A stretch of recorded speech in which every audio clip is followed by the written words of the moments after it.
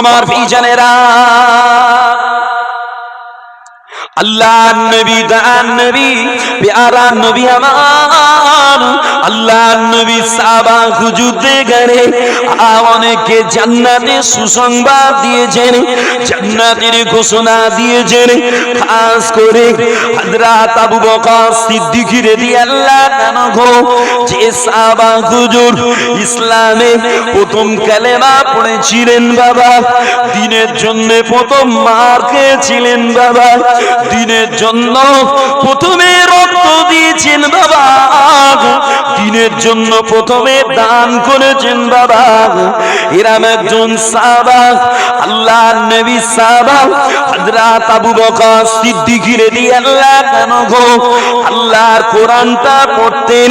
আল্লাহর কোরআনের একটা আয়াত, ইন্নাল্লাহ আশতারা মিনাল মুমিনিনা আনফুসাহুম ওয়া আমওয়ালাহুম বিআন্না লাহুমুল জান্নাহ। আল্লাহর কোরআনের এই আয়াতটা পড়তেন আর ঝরঝর করে কান্না করতেন বাবা। আবু বকর হুজুরের এই অবস্থা খানা দেখে আল্লাহ নবী সাহাবারা, আল্লাহ নবীর অন্যান্য সাহাবা হুজুরেরা আবু বকর হুজুরকে জিজ্ঞাসা করেছিলেন, আল্লাহ নবী সাহাবা, ও ভাই আবু বকর, আপনি আল্লাহর কোরআনটা পড়েন, তবে কেন এত কান্না কেঁদে যায়, তবে কেন এমন করে কান্না করেন বলে আবু বকর হুজুর বলেছিলেন, ও আল্লাহ নবী সাহাবারা, আল্লাহ পাক এই আয়াত শরীফের ভিতরে জানিয়েছেন, ইন্নাল্লাহ আশতারা মিনাল মুমিনিনা আনফুসাহুম ওয়া আমওয়ালাহুম বিআন্না লাহুমুল জান্নাহ। নিশ্চয়ই আল্লাহ পাক জান্নাতের বিনিময় মুমিনের জান আর মাল কিনে নিয়ে দেবে। আতাইনা জন্য আর কাল কিয়ামত হাসুরের মানে আল্লাহ পাক যদি আমাকে ডেকে বলে, ও আবু বকর, তোমার জান আমার পছন্দ হয় না, তোমার মাল আমার পছন্দ হয় না, ইলা আবু বকর তোমার জান লাগ, ইলা আবু বকর তোমার মাল লাগ, বিনিময় আমার জান্নাতটা আমায় রিটার্ন দিয়ে দাও।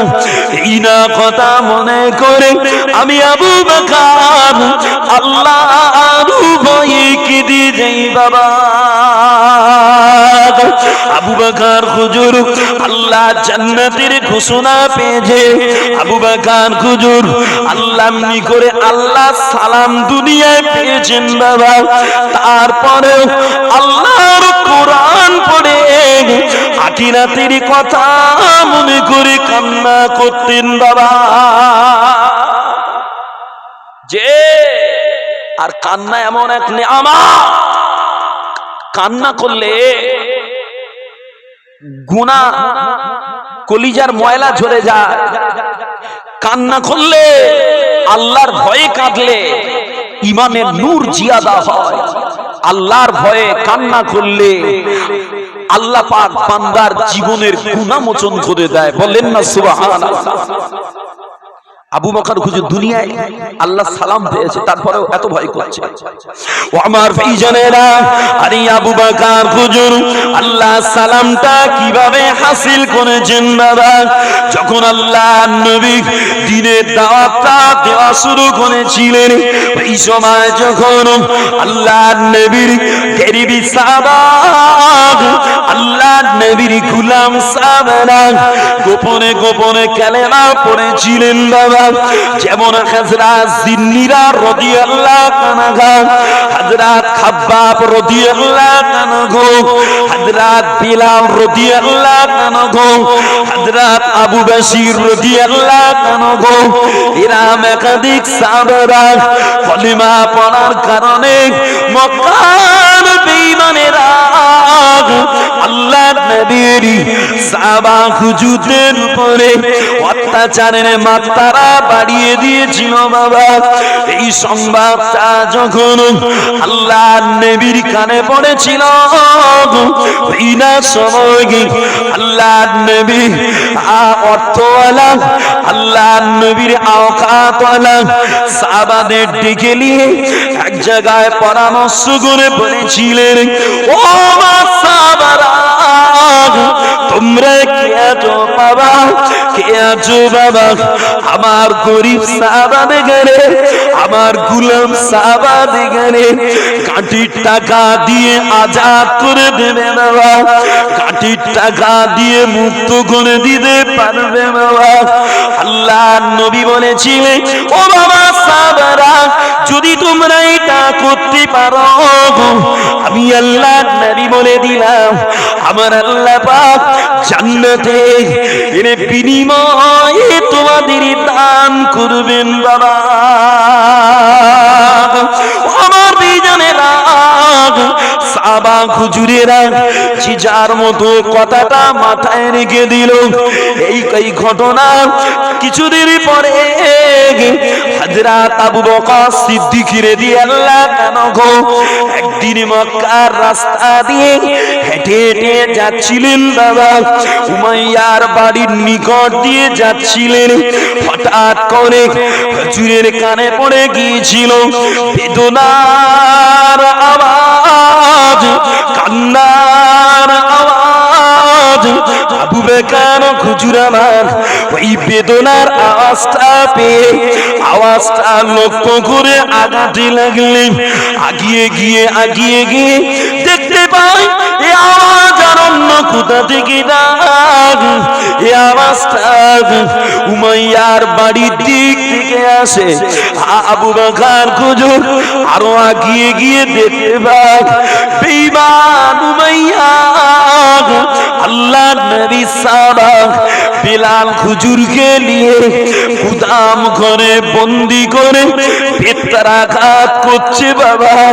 একজন বেত মারতে মারতে হাঁপিয়ে গেলে আর একজন মারছে, এমন পালাক্রমে হুজুরিকে বেত মারছে বাবা। এত মান মেরেছে বাবা বিলাল হুজুরের আজ জিসিম খানা দিয়ে রক্তগুলো ঝরে ঝরে পড়ছে বাবা। এই অবস্থা খানা দেখে আবু বকর হুজুর তম্বি করে উঠে বলেছিলেন, বেঈমানের বাচ্চা, বেঈমান, এ বেঈমান ভাইয়া, মানুষ আর একটা মানুষের উপরে এতটা অত্যাচার মানার মতো না, এতটা কষ্ট মানার মতো না রে উমাইয়া ওই সময় বলেছিল, আল্লাহ নবী সারা ও আবু বকর কথা বলো না, কথা বাড়িও না, জানে যদি ঈমান, জানে যদি দাগাগ, কেমন পারো অপরাধ গোলামকে খরিদ করে নিয়ে মুক্ত করে নিয়ে চলে যাও না বাবা। বাবাজিরা আল্লাহ নবী সাহাবা আবু বকর হুজুর আমার ওই সময় বলেছিলেন, এ উমাইয়া, আল্লাহ নবী সাহাবা বিলাল হুজুরের জন্য কত টাকা নিবি বা? উমাইয়া বলে 10টা স্বর্ণ মুদ্রার প্রয়োজন, 10টা স্বর্ণ মুদ্রা লাগবে। আল্লাহ নবী সাহাবা আবু বকর হুজুর কথাটা না বাড়িয়ে আর নিজের কাছ থেকে 10টা স্বর্ণ মুদ্রা দিয়ে বিলাল হুজুরকে সেদিনে মুক্ত করেছিলেন বাবা। যে 10টা স্বর্ণ মুদ্রা দিয়ে বেলাল হুজুরকে মুক্ত করে লেছে, মুক্ত করে নিয়ে যখন হুজুরকে ধরে পাঁজা করে নিয়ে আস্তে আস্তে রাস্তায় উঠলেন, নবী পাকের দরবারে নিয়ে যাবে, ওই সময় পিছন থেকে উমাইয়া আওয়াজ দিচ্ছে, ও আল্লাহ নবী সাহাবা আবু বকর, ও আবু বকর, আমি আগে মনে করতাম তুমি বড় বুদ্ধিমান, আমি আগে মনে করতাম তুমি বড় চালাক, তবে আজকে দেখি না তুমি বড় বোকা। না হলে একটা অপদার্থ কালো গোলামের জন্য কেউ কি এত টাকা দেয়? কেউ কি 10টা স্বর্ণ মুদ্রা দিতে পারে? বাবাজিরা, আবু বকর হুজুর আমার ওই সময় ঘুরে দাঁড়িয়ে উমাইয়াকে বলেছিল, এ উমাইয়া, কে চালাক আর কে বোকা আল্লাহ ভালো জানে, কে ঠকলো আর কে জিতলো আল্লাহ ভালো জানে। তবে আমার মনে হয় আল্লাহর নবীর পাগল, আল্লাহর নবীর দিওয়ানা বেলাল হুজুরের জন্য, হীরা টুকরা নবীর পাগলের জন্য তুমি খুব কম দাম নিয়েছো মাইয়া। আমি আবু বকর আমি মনে মনে করেছিলাম তুমি যদি আরো কিছু চাইবে আমি সেটা দিতে তৈরি ছিলাম। হে উমাইয়া, তবে আমার মনে হয় আমি ঠকি না, আমি ঠকি না। আমি মনে হয় উমাইয়া তুমি বড়ই লস খেয়েছ। আমি ঠকিনি। নবীর পাগল আশিক দিওয়ানার মুক্ত করার জন্য তুমি কম পয়সা নিয়েছো, আমি নিইনি। আমি আমি আমি আরো বেশি দেওয়ার ইচ্ছা করেছিলাম। বাবাজিরা, শুধু বেলাল হুজুর নয়, এরম একাধিক গোলাম মুক্ত করতে করতে আবু বকর হুজুরের অর্থ কমজোর হচ্ছে। এই অবস্থা দেখে আবু বকর হুজুরের আব্বাজান বলেছিলেন, বাবা আবু বকর, দ্বীনের জন্য, ইসলামের জন্য, নবী পাকের কথা এইভাবে সম্পদগুলো ব্যয় করতে করতে সব তো শেষ করে দেবে বাবা। আবু বকর হুজুর বলেছিলেন, আব্বাজান, নবী পাকের জন্য, নবী পাকের কথা আমল করতে গিয়ে সম্পদ তো দূরের কথা, নবী পাক যদি বলে আমি আবু বকর আমার জানটাও রাসূলের কদমে দিতে দেরি করব না। বলেন সুবহানাল্লাহ। একটু মহব্বতে বলছেন না সুবহানাল্লাহ? আরে তাকবীর দেন তো দেখি, নারে তাকবীর। একটু মহব্বতে বলেন নারে তাকবীর। ও আমার ভাইজানেরা, আবার একটু আলোচনা করি বাবা। এই গোলাম গুলো আজাদ করতে করতে আল্লাহর নবী সাহাবাগ আবু বকর হুজুরের অর্থ এত কমজোর হয়ে গিয়েছিল, পরনায় একটা ছেঁড়া কম্বল ছুটেছিল বাবা। ওই ছেঁড়া কম্বলটা জড়িয়ে একদিন আবু বকর হুজুর আল্লাহর নবীর মজলিসে বসেছিলেন বাবা। ওই না সময় আল্লাহ পাক জিবরাইল আলাইহিস সালামকে বলেছিলেন, ও আমার মালায়েকা জিবরাইল, আপনি জলদি করে যান, আমার আমার আমার আবু বকরের কাছে যান। আবু বকরের কাছে গিয়ে আমার সালামটা জানিয়ে দেন। আর আবু বকরকে গিয়ে জিজ্ঞাসা করেন, আবু বকর, এ গরিবি খালে আমার উপরে খুশি না বেজার, এটা আপনি গিয়ে একটু জিজ্ঞাসা করেন জানো। বাবাজিরা, আল্লাহর মালায়েকা জিবরাইল আলাইহিস সালাম তৎক্ষণাৎ দুনিয়ার জমিনে এসে আল্লাহর নবীকে সালাম জানিয়ে আল্লাহর নবীকে বলেছিলেন, ও আল্লাহর হাবিব পাক, ও আল্লাহর নবী, আল্লাহ পাক আপনার আবু বকরকে সালাম জানিয়েছেন। আর আল্লাহ পাক জানতে চেয়েছেন এই গরিবি হালে আবু বকর আল্লাহর উপরে খুশি না বেজার। বাবাজিরা, আল্লাহর নবী, দয়ার নবী আমার যখনই আবু বকর হুজুরের কাছে এই কথাটা জানতে চেয়েছিলেন বাবা, আবু বকর হুজুর এই সময় মাথাটা নিচু করে কাঁদতে লাগে। আবু বকর হুজুরের চোখ দিয়ে টপ টপ করে পানির টোসা গড়িয়ে যাচ্ছিল বাবা। এই কান্না ভরা অবস্থায় আবু বকর হুজুর আমার বলেছিলেন, ও আল্লাহর হাবিব পাক, যে আবু বকর ছিল দিনখারাপ, যে আবু বকর ছিল নবীখারাপ, যে আবু বকর ছিল পৌত্তলিক ধর্মের সঙ্গে জড়িত, ওই আবু বকর আজকে নবীকে নবী পেয়ে আল্লাহ দিনটাকে ইসলাম পেয়ে ইসলাম ধর্মটার অনুসারী হয়ে আবু বকর আল্লাহর উপরে রাজি আছে বাবা। যে এ আবু বকর গরিবী হালেও নবীর উম্মত হয়ে সাহাবা হয়ে ইসলামের অনুসারী হতে পেরে আমি গরিবী হালে আল্লাহর উপরে খুশি, বলেন না সুবহানাল্লাহ। বাবাজিরা আলোচনা ভুলিনি আমি, আবু বকর হুজুরের এত শান এত মান, তারপরে আল্লাহর ভয়ে কাঁদে। ওই আবু বকর হুজুর যখন বেলাল হুজুরকে নিয়ে রক্ত ঝরা অবস্থায় আমার নবী পাকের কাছে এনেছিলেন মুক্ত করে, নবী পাক বেলাল হুজুরের ওই রক্ত ঝরা অবস্থাটা দেখে নবী পাক বেলাল হুজুরের কষ্টের প্রতিদান স্বরূপ নবী পাক পরবর্তীতে মদিনার নববী শরীফের মুয়াজ্জিন বানিয়েছিলেন, বলেন সুবহানাল্লাহ। আসেন আলোচনা চলে। ও আমার ভাইজানেরা, আল্লাহর নবী দয়ার নবী সাহাবা হযরত বিলাল রাদিয়াল্লাহু আনহু এই রক্তমাখা অবস্থাখানা দেখে আল্লাহর নবী বিলাল হুজুরকে নিয়ে মদিনার নববীর মুয়াজ্জিন পরবর্তীতে করেছিলেন বাবা।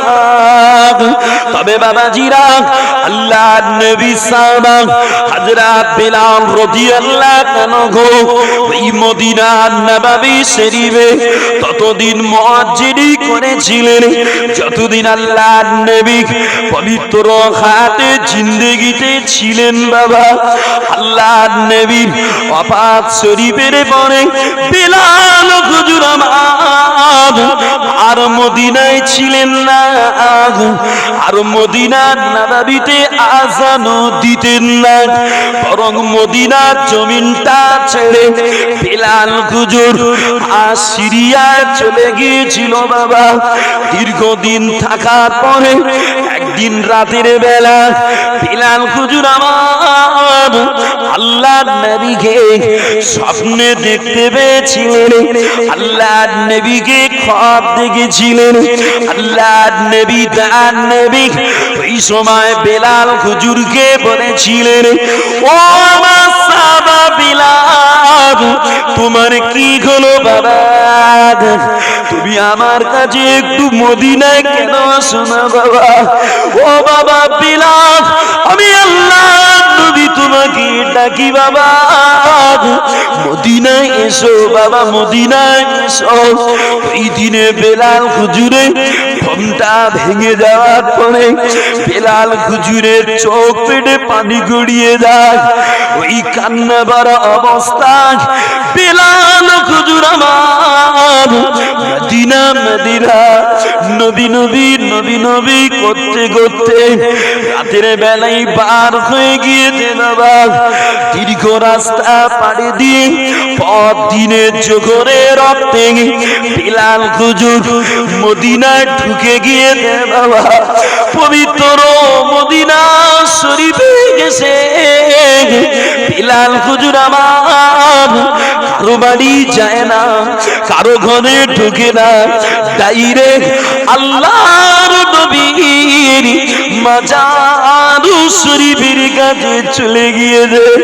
আল্লাহর নবীর মাজার শরীফের কাছে গিয়ে আল্লাহর নবীকে সালাম জানিয়ে বিলাল হুজুর কান্নায় ভেঙে পড়েছে বাবা। চোখ দিয়ে টপ টপ করে পানি গড়ায় আর নবীর বিরহে কান্না করে বাবা।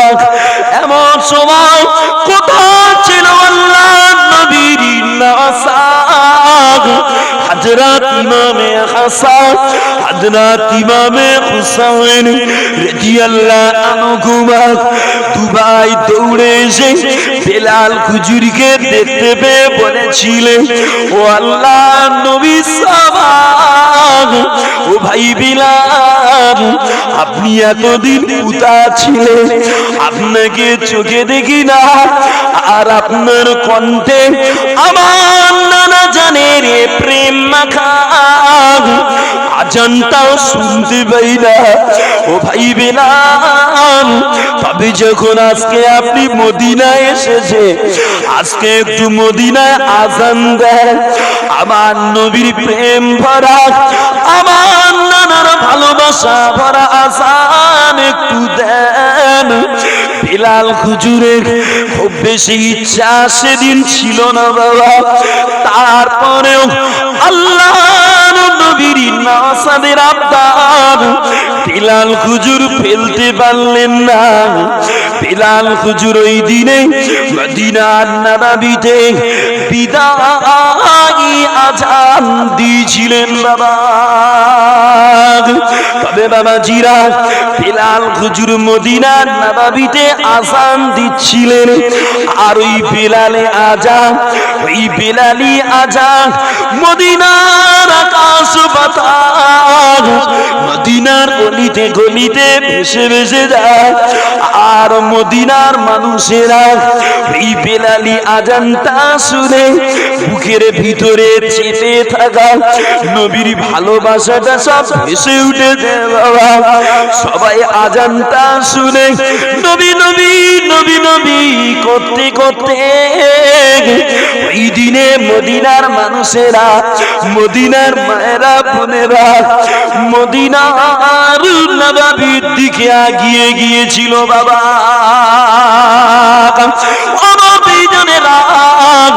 বিলাল হুজুর ছিলেন রঙে চাপা মানুষ, বিলাল হুজুরের গায়ের রং ছিল চাপা, বিলাল হুজুরের জবানটা ছিল বাদা বাদা। তারপরেও বিলাল হুজুরের হৃদয়ে আল্লাহ নবীর প্রেম, আল্লাহ নবীর ভালোবাসা এতটা জায়গা নিয়েছিল বাবা। বিলালি আজানে মদিনার মানুষ দেওয়ানা হয়ে যেত বাবা। শুধু মদিনার মানুষ না, বরং বিলালি আজানের আওয়াজে আল্লাহর আরশ মাগে বাইতুল মামুরের ফেরেশতারা নামাজ আদা করে নিত বাবা। একটু মহাব্বতে বলবেন না সুবহানাল্লাহ। যে বেলাল হুজুরকে আমার নবী দিল দেখে মুয়াজ্জিন নিযুক্ত করেছে। তাই আমি বলি, সমাজে মসজিদগুলোতে এমন ইমাম, এমন মুয়াজ্জিন সিলেক্ট করা উচিত যাদের কোরআন তেলাওয়াতে মানুষের দিল চাবে যে বারবার নামাজে আসি, বাড়ি নামাজ পড়বো না মসজিদে নামাজ পড়বো, মন চাবে। যাদের আজানের আওয়াজ শুনে মানুষের মন চাবে মসজিদে যাই, একটা টান হবে। কিন্তু আফসোস, টান তো দূরের কথা, ইমাম মুয়াজ্জিনের টাকাই ঠিক মতন দেওয়া হয় না, তো ভালো ইমাম মুয়াজ্জিন রাখবে কি করে? তবে আলহামদুলিল্লাহ আপনাদের দিকে ভালো, আমি তো যেহেতু জানিনি সে তো আন্দাজে বলা ঠিক হবে না। তো আমি আশা করি ইমাম সাহেব ভাইকে তো দেখলাম যথেষ্ট যোগ্যতা সম্পন্ন, মুয়াজ্জিন সাহেব আশা করি ভালো হবেন।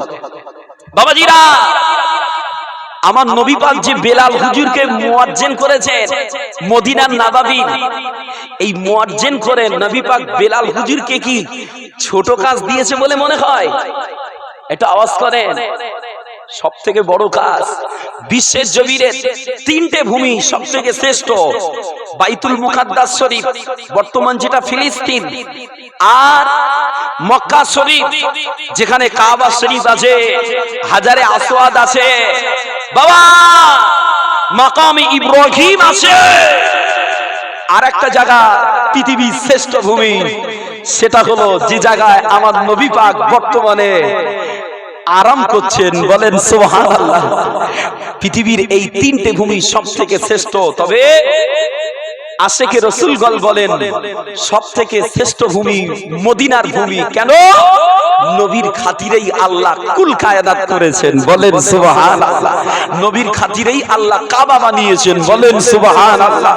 বাবাজিরা, বেলাল হুজুরকে বিশ্বের শ্রেষ্ঠ ভূমির, বিশ্বের শ্রেষ্ঠ যে বরকতপূর্ণ মসজিদে মুয়াজ্জিন আমার নবী পাক নিযুক্ত করেছেন, বলেন সুবহানাল্লাহ। শুধু এখানেই শেষ নয়, নবী পাক হাদিস পাকে বলেছে আল মুআদ্দিনু আতওয়ালুন নাস আনাকা ইয়াউমাল কিয়ামা। আল্লাহর নবী বলে দুনিয়ার জমিনে যারা মুয়াজ্জিনি করে এই মুয়াজ্জিনদের ঘাড় কিয়ামতের মাঠে আল্লাহ অন্য মানুষের থেকে মুয়াজ্জিনদের ঘাড় আল্লাহ উঁচু করে দেবেন, বলেন সুবহানাল্লাহ। মানুষ দেখে বুঝতে পারবে ও তো মুয়াজ্জিন। মুয়াজ্জিনের মাথাটা আল্লাহ নূরময় করে দেবে, জ্যোতির্ময় করে দেবে। শুধু তাই না, নবী বলছেন দুনিয়ায় যারা মুয়াজ্জিনি করে এই মুয়াজ্জিনদের আজানের আওয়াজ যারা শুনতে পায়, পশু পাখি জিন ইনসান যে যত মাখলুক শুনে, এরা সবাই কিয়ামতের মাঠে মুয়াজ্জিনের পক্ষে আল্লাহর কাছে সুপারিশ করবেন, বলেন সুবহানাল্লাহ। নবী পাক আরো বলছে মান আযানা সাবআ সিনিনা মুহতাসিবান কুতিবা লাহু বারাতুম মিনান নার। নবী বলে যে ব্যক্তি আল্লাহ সন্তুষ্টির আশায় 7 বছর মুয়াজ্জিনি করবে, আমার আল্লাহ ওই ব্যক্তিকে সেদিনে জাহান্নামের আযাব থেকে বাঁচিয়ে দেবেন, বলেন সুবহানাল্লাহ। মুয়াজ্জিনদের কত শান, এই শান কি আমি আপনি দিচ্ছি না, আমার আল্লাহ দিয়েছেন। আমরা মুয়াজ্জিনদের সম্মান করি কিরকম, বলে মাইনে দিয়ে মুয়াজ্জিন দেখেছি টয়লেট পরিষ্কার করার কাজ মুয়াজ্জিনরা করবে, করে না করে না।